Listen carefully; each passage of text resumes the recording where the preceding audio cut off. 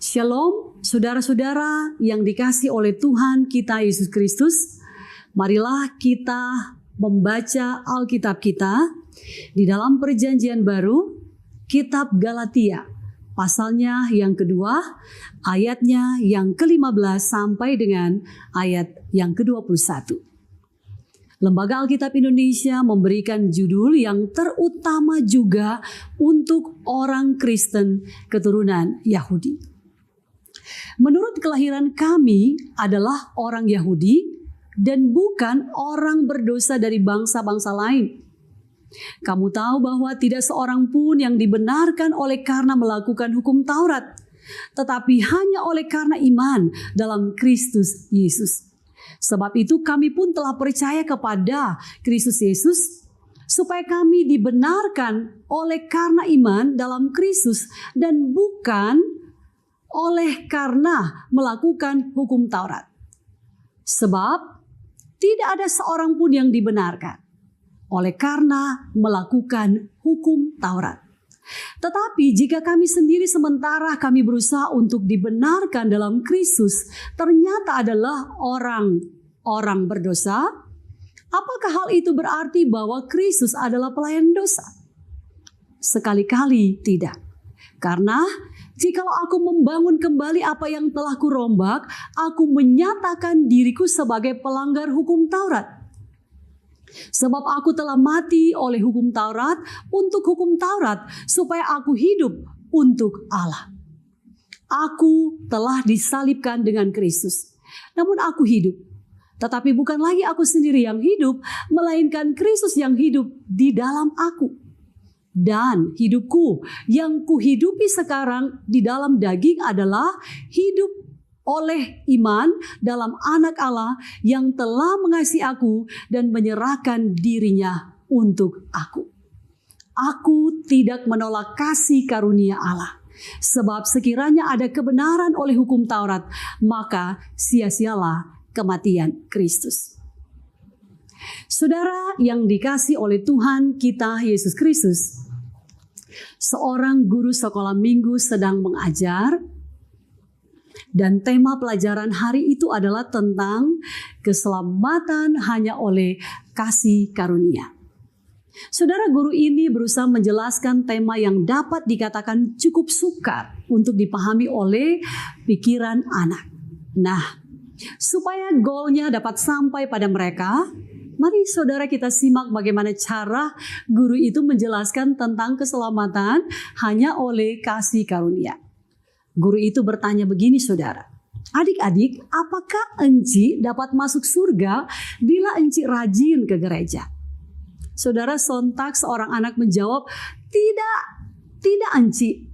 Lalu bersaut-sautanlah anak-anak lain menjawab, tidak.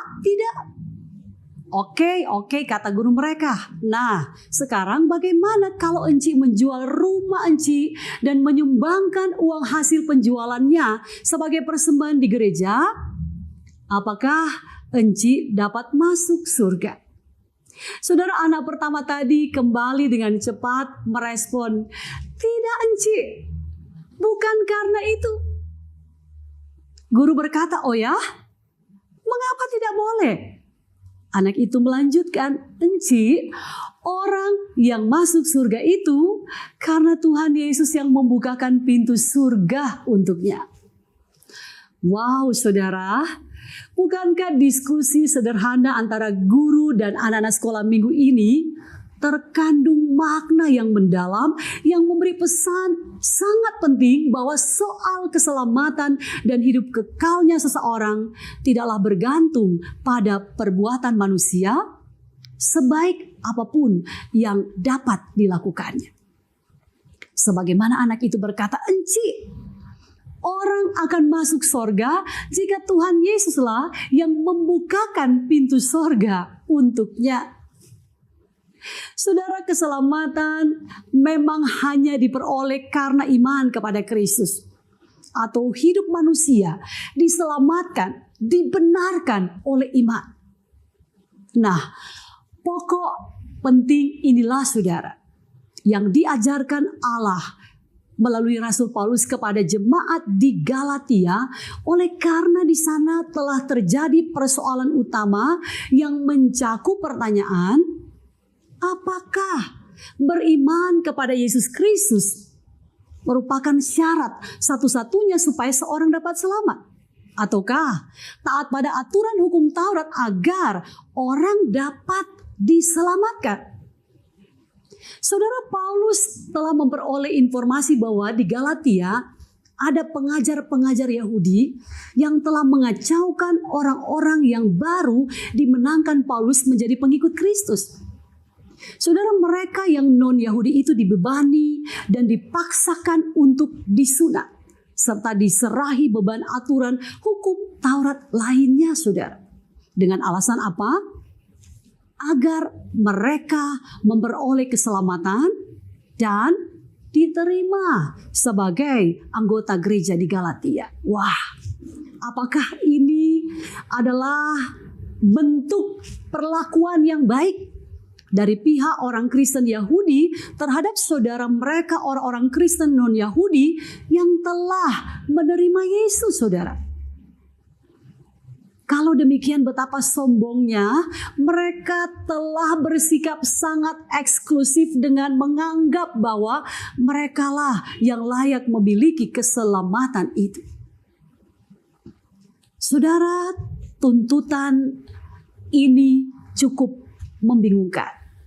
Bahkan tentu bukan hanya itu, dapat menyakitkan dan mengacaukan persekutuan mereka karena mereka dipaksa ajaran di luar pengajaran yang benar.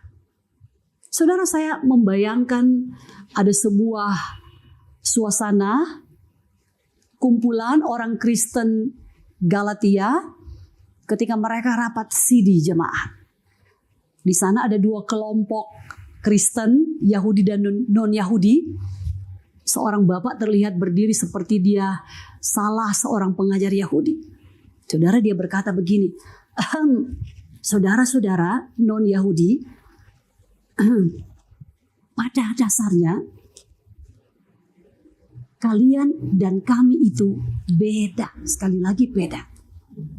Kami adalah orang Yahudi. Kamu harus tahu, cuma kami umat yang dipilih Allah, tidak ada bangsa lain selain kami, dan maaf Bapak Ibu saudara-saudara. Sekali lagi maaf, kalian kami sebut sebagai orang berdosa, orang kafir, karena kalian tidak memiliki hukum Taurat yang mengatur hidupmu seperti yang ada pada kami. Jadi, dengarkan baik-baik. Iman kalian belum lengkap kalau kalian tidak disunat atau bila tidak memenuhi aturan hukum Taurat. Saudara, dapatkah kita bayangkan kalau ternyata yang diharapkan dalam kesejatian sebuah persekutuan Kristen, kita menemukan perlakuan-perlakuan dan pengajaran yang keliru, yang isinya keliru seperti ini. Saudara, untuk memperingatkan mereka, Paulus menuliskan dengan tegas pada pasal selanjutnya. Kalau saudara lihat pasal 3 ayat 1 dan 3. Hai orang-orang Galatia yang bodoh, siapakah yang telah mempesona kamu? Bukankah Yesus Kristus yang disalibkan itu telah dilukiskan dengan terang di depanmu? Adakah kamu sebodoh itu? Saudara, inti pengajaran Paulus adalah keselamatan tidak dapat diperoleh melalui usaha manusia seperti menjalankan aturan Taurat atau karena prestasi seseorang, tetapi karena kasih karunia Allah. Saudara, Paulus bersaksi sebelum ia menjadi pengikut Kristus, ia pun gencar dengan pengajaran bahwa hukum Taurat sebagai jalan keselamatan. Tetapi di dalam kehidupan barunya itu, Paulus bersaksi melalui hidupnya bahwa sebaik apapun manusia tak dapat menyelamatkan diri sendiri, atau seburuk apapun manusia seperti dirinya, Allah dapat menyelamatkannya. Dan oleh karena itu, saudara, kini Yesus Kristuslah yang hidup di dalam aku, kata Paulus. Saudara, apa yang diajarkan Tuhan melalui Paulus sebagai rasulnya diingatkan kembali oleh tokoh reformasi gereja Martin Luther ketika ia mencetus pandangan justificatio sola fide, dibenarkan hanya oleh iman. Di luar Yesus tidak ada keselamatan. Hidup saudara dan saya dibenarkan oleh iman. Saudara, seorang ibu mengalami kesedihan berkepanjangan karena suaminya sudah bertahun-tahun tidak mau datang beribadah di gereja lagi. 1001 macam alasan selalu terlontar di mulutnya kalau si ibu itu mengajak suaminya itu untuk sama-sama datang ke gereja. Sampai saudara di suatu hari Minggu pagi, dengan nada marah, ibu itu berkata pada suaminya yang tidak mau ke gereja juga, "Oke, silakan. Kau tidak ke gereja, silakan, itu urusanmu. Tapi kau sudah menyia-nyiakan keselamatan yang kau terima dari Tuhan." Oh saudara, suaminya tidak mau kalah. Dia merasa nada kalimat istrinya itu sangat merendahkan dia sebagai kepala keluarga. Dia pun berdiri dan membalas meneriaki istrinya dengan berkata, Mama, harap kamu tahu. Keselamatanku, aku yang cari sendiri. Aku yang cari sendiri. Saudara yang dikasihi Tuhan, pemahaman dangkal seperti Bapak tadi mengenai keselamatan dapat melahirkan praktek hidup beriman yang sangat keliru. Kita semua tahu saudara, bahwa tidak seorang pun di antara kita yang tidak berdosa. Paulus pernah berkata, semua orang termasuk saya dan saudara telah berdosa. Kita telah kehilangan kemuliaan Allah. Dan tidak seorang pun juga dari manusia yang berdosa termasuk aku dan kau dapat membenarkan atau menyelamatkan diri kita dari dosa. Saudara, upaya sebaik dan sehebat apapun tidak akan pernah membuat seorang dibenarkan atau dapat bebas dari hukuman kekal. Tidak, saudara.